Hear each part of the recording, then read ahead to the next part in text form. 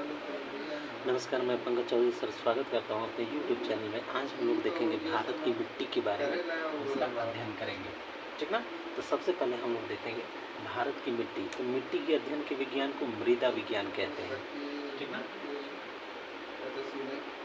मिट्टी के अध्ययन के विज्ञान को विज्ञान पेडोलॉजी,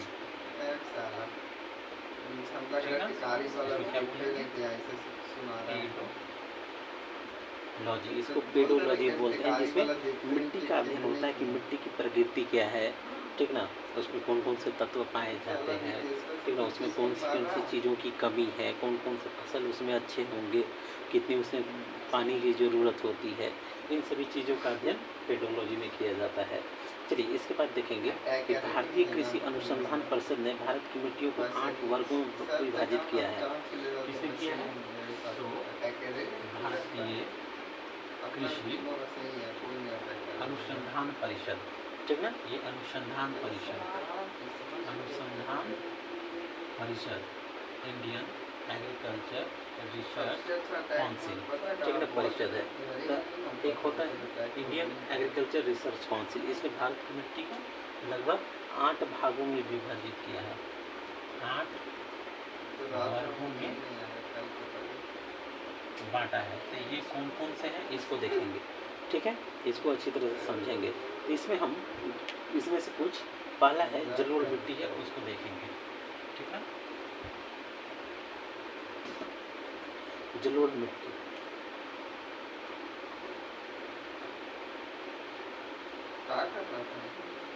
जलोढ़ मिट्टी, मिट्टी को मृदा भी बोलते हैं, ठीक ना। इसको एलुवियल सॉइल से बोलेंगे, एलुवियल सॉइल। इसमें देखेंगे इसकी विशेषता में क्या है। इस मिट्टी में पोटास की मात्रा ज़्यादा होती है, ठीक है। सबसे पहले तो यह नदियों द्वारा लाई गई मिट्टी है, जिसमें पोटास की मात्रा ज़्यादा होती है, और साथ ही साथ इसमें नाइट्रोजन, फास्फोरस और ह्यूमस की मात्रा कमी होती है। इसमें नाइट्रोजन, फास्फोरस, ह्यूमस की मात्रा में कमी पाई जाती है। साथ ही साथ हम लोग देखेंगे कि ये भारत की सबसे उपजाऊ मृदा है। यह भारत की सबसे उपजाऊ मृदा है, मिट्टी है, ठीक है। और इसमें धान, गेहूँ, मक्का, तिलहन, इसमें क्या होगा? धान, मक्का, गेहूँ, तिलहन, दलहन, ठीक ना। ये सब फसलें यहाँ पे प्रचुर मात्रा में होंगी। और यह मिट्टी भारत के 22% क्षेत्रफल, यह मिट्टी भारत के 22% क्षेत्रफल में फैली हुई है, ठीक ना। संपूर्ण उत्तरी भारत और तटीय मैदान, ठीक ना। इसमें कौन कौन से शामिल है? संपूर्ण उत्तरी भारत और तटीय मैदान भी इसमें शामिल है यहाँ पे। और आगे देखेंगे, पहले इस पर चर्चा कर लेते हैं। सबसे पहले अब समझेंगे जलोढ़ मिट्टी। जल है, इसमें लगा जल ओढ़, यानी नदियों द्वारा लाई गई मिट्टी जो नदियों के किनारे पे छोड़ दिया जाता है, उसे बोलते हैं जलोढ़ मिट्टी, ठीक है। अब यहाँ पे देखेंगे जो एलुवियल सॉइल है, इसमें पोटास की मात्रा ज़्यादा होती है। किसकी मात्रा ज़्यादा होती है? पोटास की मात्रा बहुत ज़्यादा होती है। इसमें नाइट्रोजन की कमी होती है, फास्फोरस की कमी होती है, ह्यूमस की कमी होती है। जैसे हम समझेंगे नाइट्रोजन कितना है वायुमंडल में? लगभग 78%। कितना है? 78% है। अब ये जो 78% है, जितने भी दलहनी फसलें होती हैं, जैसे अरहर की दाल, चना की दाल, मूंग की दाल, ठीक है, जितने भी दाल वाले पौधे हैं, ये वायुमंडल से नाइट्रोजन को लेते हैं, और इनकी जड़ों में गांठ पाया जाता है। उन गांठों को नाइट्रोजन से ये परिवर्तित कर देते हैं और प्रोटीन बना लेते हैं। तो इसलिए दलहनी पौधों में प्रोटीन होता है, दाल में प्रोटीन होता है और नाइट्रोजन को परिवर्तित करके बनी होती है, ठीक ना। अब यहाँ देखेंगे फास्फोरस। देखिए ये फास्फोरस, ह्यूमस, ठीक है। फास्फोरस जो है हमारे शरीर में भी होता है और पौधों के लिए भी ज़रूर होता है। जैसे हमारी हड्डियाँ हैं तो हड्डियों में कैल्शियम भी है और फास्फोरस भी है, ठीक ना। हमारे शरीर में लोहा भी है, लगभग एक ब्लेड बनाई जा सके इतना लोहा ह्यूमन बॉडी में होता है। तो यहाँ पे पौधों में खासकर ये जलोढ़ मिट्टी में फास्फोरस की कमी पाई जाती है।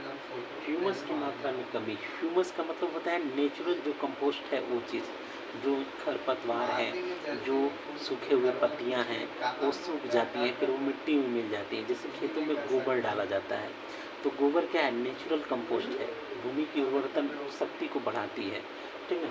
तो उसी तरह से ह्यूमस भी क्या है, नेचुरल कंपोस्ट है। जो पत्ते हैं, जो घास हैं, जो सड़ गए हैं, उसी में विलीन हो गए हैं, वो क्या करते हैं, ह्यूमस का निर्माण करते हैं। ये चीज़ें तो ये जलोढ़ मिट्टी में ह्यूमस की कमी पाई जाती है। इसके अलावा ये भारत की सबसे उपजाऊ मृदा है, भारत की सबसे ही उपजाऊ मिट्टी है, मृदा यानी मिट्टी। अब यहाँ पे धान, मक्का, गेहूँ, तिलहन, दलहन ये सभी फसलें जो होती हैं जलोढ़ मिट्टी में होती हैं। यहाँ तिलहन फसल का मतलब ये है जिससे तेल प्राप्त हो, ऑयल प्राप्त हो।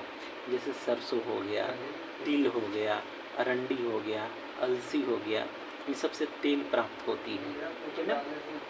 ये भारत के लगभग 22% क्षेत्रफल पर फैली हुई है, लगभग 22% क्षेत्रफल पे जलोढ़ मिट्टी फैली हुई है।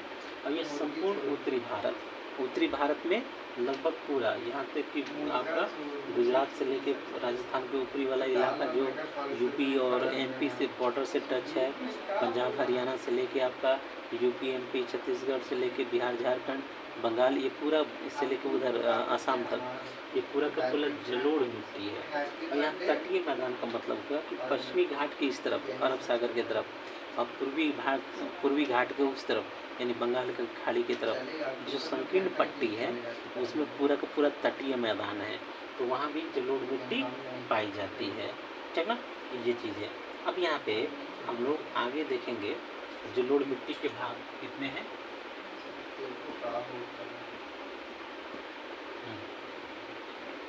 यहाँ हम लोग देखेंगे कि जलोढ़ मिट्टी के दो भाग होते हैं, एक भांगर एक खादर। एक भांगर एक खादर। भांगर का मतलब होता है पुरानी जलोढ़, ठीक ना, पुरानी जलोढ़ मिट्टी। और होता है नई जलोढ़ मिट्टी। तो ये पुरानी मिट्टी का निर्माण हो चुका है और हर साल बाढ़ आती है, नदियों में पानी आता है बरसात के दिन में, तो उससे खादर मिट्टी का निर्माण होता है। नदियों के किनारे एक मिट्टी की परत बैठ जाती है, तो खादर जो जलोढ़ मिट्टी है इसका निर्माण प्रतिवर्ष होता रहता है। जलोढ़ मिट्टी उर्वरता की दृष्टि से सबसे बेहतरीन मानी जाती है, ठीक ना, ये याद रखिए। इसके बाद अगला हम लोग देखेंगे काली मिट्टी के बारे में, ब्लैक सॉइल के बारे में, ठीक ना। वाटर में पूरा एंटीना होता है ना, काली मिट्टी हम उतना खिला दे रहे हैं। ब्लैक सॉइल, पता है कौन, ठीक है। ब्लैक सॉइल में हम लोग देखेंगे इसका निर्माण बेसाल्ट, आगे लिख लेते हैं फिर बढ़िया से समझाएंगे। बेसाल्ट चट्टानों के टूटने फूटने से, ठीक है। बेसाल्ट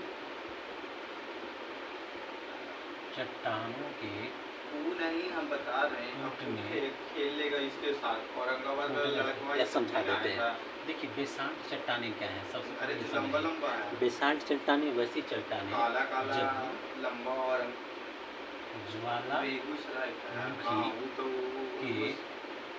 मुंह यानी क्रेटर से लावा या मैग्मा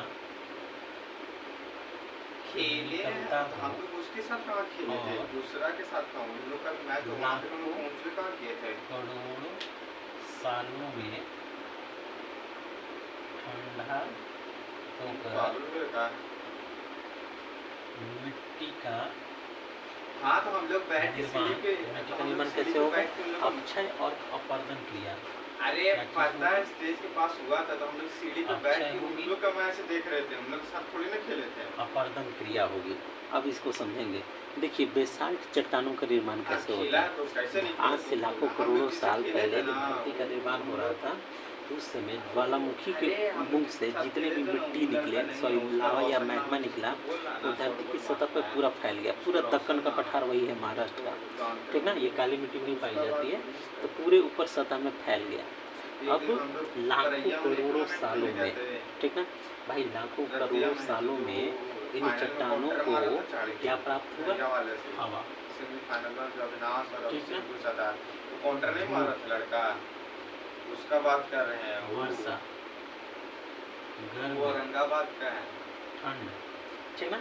इन वो लाखों अकेले मार करोड़ों के मैच सालों जीता में हुआ था। होता क्या है कि वो दिन मार के रहा समय था, धूप से तो पत्थर अब चट्टानें दो गर्म तीन हो जगह वो जाती हैं, अकेले गर्म मार होती है तो के फैलती हैं, टूर्नामेंट विन रात में जिताता है। ठंडा होती है तो सिकुड़ती हैं। तो लाखों करोड़ों साल में गर्म होना, सिकुड़ना, वो ओकरवा गर्म होना, निकाले, ठंडा होना, ठंडा होना, गर्म होना, सिकुड़ना, पता है फैलना, वो फैलना, गलत सिकुड़ना मारा से क्या होगी?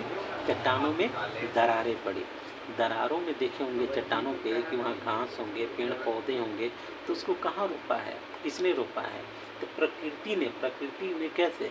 तो हवा के साथ मिट्टी, धूल कण उन चट्टानों के दरारों में प्रवेश कर गई। और जब प्रवेश कर गए, तो प्रवेश करने के बाद बारिश हुई तो वहाँ से बीज भी शामिल रहते हैं, ठीक ना।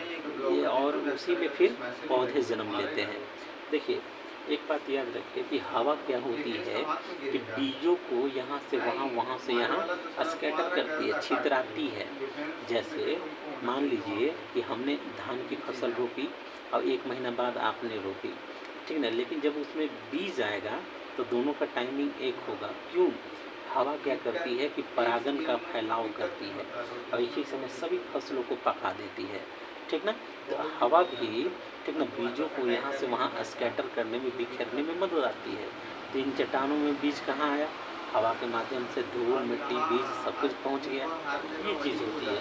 तो बैसाल्ट चट्टानों के निर्माण ज्वालामुखी, जो आग्नेय में लावा वाला जो चट्टान है, उसके लाखों करोड़ साल में ठंडा होना, फिर सिकुड़ना, ठीक ना, गर्म होना, फैलना, या फिर लगातार धूप पड़ना, बारिश होना, ठीक ना। बारिश का जो पानी होती है उसका अपर्दन करती है, अपक्षय करती है। अपक्षय का मतलब होता है गर्मी और ठंडा से टूटना। अपर्दन का मतलब है घिसावट करना, ठीक ना, एक एक सतह का। तो बारिश का पानी भी चट्टानों को क्या करती है कि जो नरम पड़ जाते हैं उसे काटती है। आखिर आप ही बताइए कि मिट्टी का निर्माण कैसे हुआ? चट्टानों के टूटने फूटने से हुआ। नदी में कई प्रकार के बालू पाए जाते हैं, ठीक ना। मोटा बालू है, महीन बालू है, रवेदार बालू है, एक बालू जिसमें मिट्टी मिली हुई होती है वो बालू है। तो इन चट्टानों को नदियाँ क्या करती है? रगड़ने से, रगड़ते रगड़ते रगड़ते महीन महीन बालू में, कंकड़ पत्थर में, और कंकड़ पत्थर से महीन महीन बालू में, और फिर बालू से अंतिम होती है मिट्टी का निर्माण होता है, ठीक ना। ये चीज़ें ये, इसके बाद हम लोग देख लिए हैं कि अपक्षय और अपर्दन, ये समझ लिए हैं कि बैसाल्ट चट्टानों का निर्माण कैसे हो रहा है। चलिए अब हम आगे समझेंगे। अब यहाँ काली मिट्टी में देखेंगे कि इसमें आयरन, चूना, एल्युमिनियम, मैग्नीशियम की बहुलता होती है। कौन कौन सी? इसमें आयरन, चूना, मैग्नीशियम, ठीक है, और साथ ही साथ इसमें एल्यूमिनियम की बहुलता है। एल्यूमिनियम की बहुलता होती है। इसको समझेंगे। देखिए धरती से निकला है, चूँकि ज्वालामुखी चट्टान है, धरती के अंदर से लावा या मैग्मा के रूप में निकला है, आग्नेय चट्टान या बैसाल्ट चट्टान के रूप में है, तो स्वाभाविक सी बात है आयरन की मात्रा उसमें होगी ही होगी। उसके बाद चूना, चूना धरती के अंदर है, उसकी भी मात्रा होगी। मैग्नीशियम, जैसे केला में मैग्नीशियम है, तो चाहे फल या सब्जियां हों या मानव शरीर हो, ये सब तत्व कम ही मात्रा में 0.0 कुछ % ही हों, लेकिन होते हैं, ये बेहद ज़रूरी भी हैं। एल्युमिनियम ये भी होती है काली मिट्टी में, इन सब प्रचुर मात्रा में होती है। अब यहाँ पे देखेंगे कि इसका जो काला रंग है, काली मिट्टी का जो काला रंग है, वो टिटेनी फेरस मैग्नेटाइट, ये टिटेनी फेरस मैग्नेटाइट। साथ ही साथ आपका एक और तत्व होता है जीवांश की उपस्थिति। जीवांश की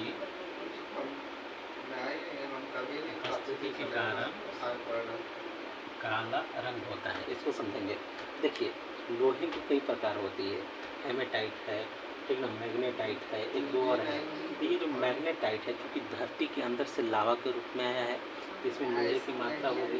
तो इसमें टिटैनिक फेरस का मतलब लोहा होता है, Fe। तो टिटैनिक फेरस मैग्नेटाइट प्रकार का लोहा है। इसमें जीवांश, जीवों का अंश, जीवों का उसमें सम्मिलन, इसमें उपस्थिति होती है। इसलिए यहाँ पे इसका काली मिट्टी का रंग काला होता है। महाराष्ट्र में, गुजरात में जब जाइएगा तो पूरा मिट्टी आपको काली काली नजर आएगी, ठीक ना। इसके बाद अगला हम लोग इसमें देखेंगे कि इस मिट्टी में कार्बनिक पदार्थ की अधिकता रहती है। इसमें जो कार्बनिक पदार्थ है, ठीक ना, की अधिकता होती है। जितने तत्व पदार्थ दो प्रकार के, एक कार्बनिक एक अकार्बनिक। जब केमिस्ट्री पढ़ाएंगे तब इसको क्लियर करेंगे कि कार्बनिक में कौन कौन से होंगे, अकार्बनिक में कौन कौन से होंगे। तो इसमें कार्बनिक पदार्थों की अधिकता सबसे ज़्यादा पाई जाती है। और यहाँ एक और चीज़ देखेंगे कि काली मिट्टी को रेगुर मिट्टी भी कहा जाता है, ठीक ना। काली मिट्टी को क्या कहा जाएगा? रेगुर मिट्टी। रेगुर मिट्टी भी काली मिट्टी को ही कहा जाता है। और ये जो एरिया है, क्षेत्र है, ये कपास के लिए, ठीक है, कपास के लिए प्रसिद्ध है। इसके अलावा केला है, अंगूर है, संतरा है, ठीक ना। और अन्य फसलों में गेहूं, ज्वार, बाजरा, ठीक ना। गेहूं के लिए, ज्वार, बाजरा के लिए काफ़ी ज़्यादा फेमस होती है, खासकर कपास के लिए। कपास का पौधा होता है, इसमें बड़े बड़े रुए लगते हैं, ठीक ना। तो कपास की खेती के लिए और फलों की खेती के लिए काली मिट्टी जो है बहुत ही ज़्यादा उपजाऊ मानी जाती है। तो यह काली मिट्टी गुजरात, महाराष्ट्र में, मध्य प्रदेश में, उड़ीसा के दक्षिण भाग में, आंध्रा में, थोड़ा तिरुनेलवेली में, राजस्थान के बुंदेलखंड में ज़्यादा पाई जाती है। चलिए, अगली मिट्टी है लाल मिट्टी।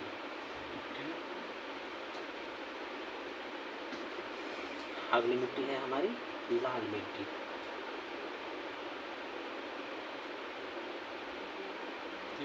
देखिए, लाल मिट्टी का जो इस्तेमाल होता है, यहाँ सबसे पहले हम लोग देखेंगे वही जलवायु परिवर्तन, ठीक ना।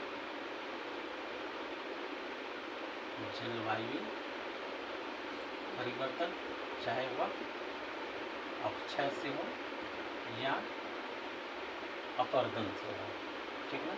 अक्षय से हो या अपरदन से हो, ठीक ना। साथ ही साथ यहाँ देखेंगे कि रवेदार और कायांतरित शैलों का विघटन। यहाँ पे क्या होता है? रवेदार, कायांतरित शैलों का विघटन होता है, ठीक ना। अब यहाँ पे देखेंगे कि क्या है? रवेदार यानी परतदार। रवे का मतलब परतदार भी होता है, ठीक ना। जैसे होता क्या है, इसको समझेंगे। शैल का मतलब चट्टान,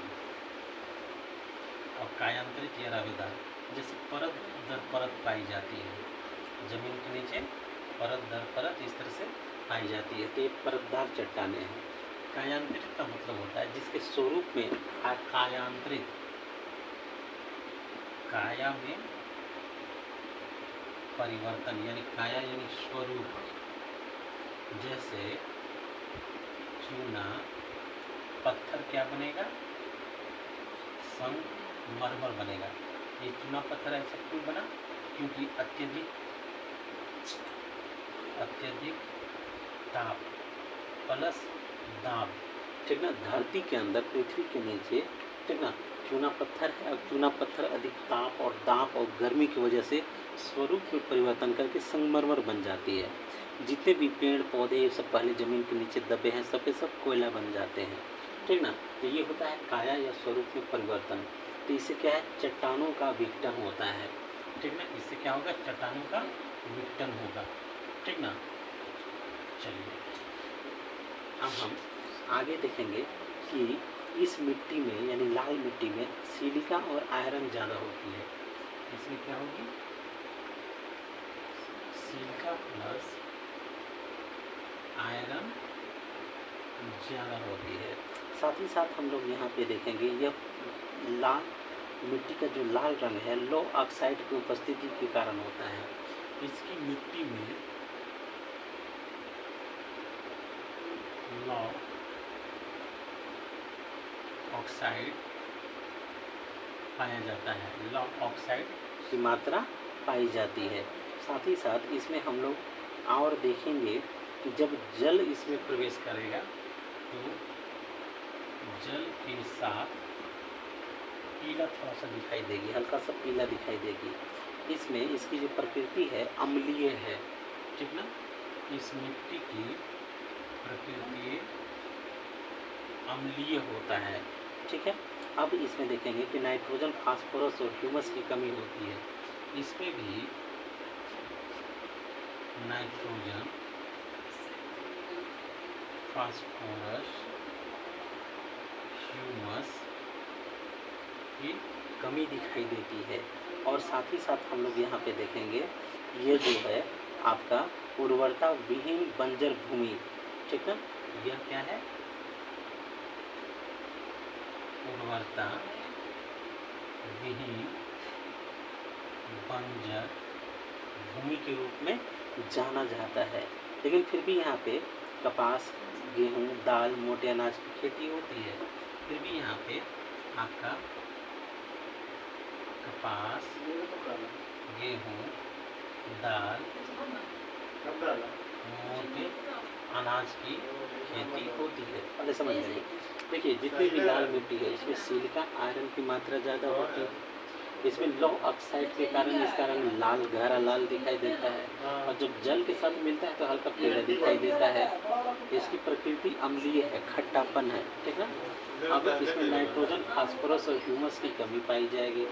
यह उर्वरता विहीन है यानी बंजर है, इसमें कोई उपजाऊ तत्व नहीं है, बंजर भूमि के रूप में जानी जाती है। फिर भी इसमें कपास की खेती, गेहूँ की खेती, दाल की खेती, मोटे अनाज होते हैं लेकिन प्रति हेक्टेयर उनका उत्पादन कम होता है। यह मिट्टी आंध्र प्रदेश, मध्य प्रदेश के पूर्वी भाग, छोटा नागपुर के पठारी भाग, गारो, खासी, जयंतिया, अरावली की पहाड़ियाँ, ठीक ना, और महाराष्ट्र, तमिलनाडु, कर्नाटक के कुछ पहाड़ी इलाकों में होती है। इसमें चूना मिलाकर इसको उर्वर बनाया जा सकता है। अगर इसमें हम लोग चूना मिला दें तो क्या होगी? उर्वर मिट्टी बन जाती है, ठीक ना। ये चीज़ें चलिए इसके बाद हम लोग और इसमें देखेंगे अभी मिट्टी है आपका लैटेराइट मिट्टी। कौन सी है? लैटेराइट।